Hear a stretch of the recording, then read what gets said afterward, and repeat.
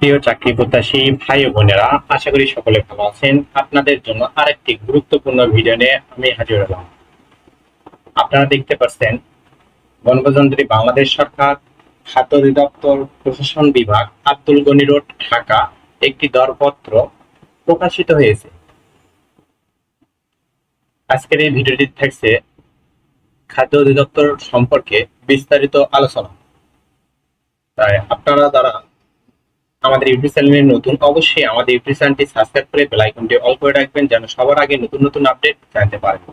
যে কোনো প্রয়োজনে যে কোনো তথ্য জানতে আমাদের হোয়াটসঅ্যাপে যোগাযোগ করুন। হোয়াটসঅ্যাপ লিংক আমাদের ভিডিও ডেসক্রিপশন বক্সে দেওয়া আছে।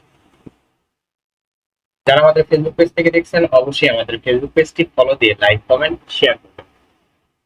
আপনারা সকলেই অবগত আছেন যে গততে একটি নিয়োগ বিজ্ঞপ্তি প্রকাশিত হয়েছিল খাদ্য অধিদপ্তরের 1377 পদে। ওই নিয়োগ বিজ্ঞপ্তি পরবর্তীতে সংশোধিত হয়ে 1791 পদের একটি রি-সার্কুলার হয়েছিল। এরই আলোকে একটি দরপত্র বিজ্ঞপ্তি প্রকাশিত হয়েছে 27/5/2025 তারিখে। দরপত্রতে উল্লেখ রয়েছে যে খাদ্য অধিদপ্তরের 25 ক্যাটাগরির 1791টি শূন্য পদের নিয়োগের লক্ষ্যে ওএমআর শিট এবং লিখিত পরীক্ষার খাতা উত্তরপত্র, লেখা কোডযুক্ত টপ শিট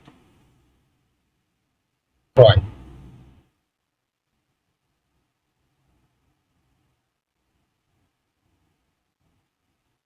অর্থাৎ খাদ্য অধিদপ্তরের 1791 পদের পরীক্ষার জন্য খাতা ক্রয়ের একটি দরপত্র প্রকাশিত হয়েছে। অর্থাৎ আপনাদের পরীক্ষা অতি সন্নিকটে। খাদ্য অধিদপ্তরের এই পরীক্ষাটি আগামী জুলাই মাসে হওয়ার সম্ভাবনা খুব বেশি। আর এই দরপত্রের মাধ্যমে জানা যাচ্ছে যে পরীক্ষাটি অবশ্যই এমসিকিউ এবং পরবর্তীতে লিখিত পরীক্ষা অনুষ্ঠিত হবে। লিখিত পরীক্ষায় পাশকৃত প্রার্থীগণ মৌখিক পরীক্ষায় অংশগ্রহণ করতে পারবে। এবারের খাদ্য অধিদপ্তরের পরীক্ষাটি 3 ধাপে অনুষ্ঠিত হবে: এমসিকিউ পরীক্ষা, লিখিত পরীক্ষা এবং ভাইভা পরীক্ষা। তাই যারা আপনারা এমসিকিউ এর জন্য প্রিপারেশন নিয়েছেন, তারা অবশ্যই লিখিতের জন্য প্রিপারেশন নেবেন, কারণ পরীক্ষাটি 3 পদ্ধতিতে অনুষ্ঠিত হবে এবং পরীক্ষাটি খুব শীঘ্রই হওয়ার সম্ভাবনা বেশি। এবং এই পরীক্ষাটি জুলাই মাসে হওয়ার সম্ভাবনা বেশি। আশা করি আপনারা বুঝতে পারছেন।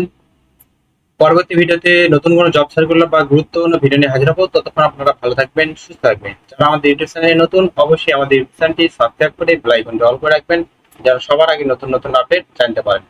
ধন্যবাদ সকলকে।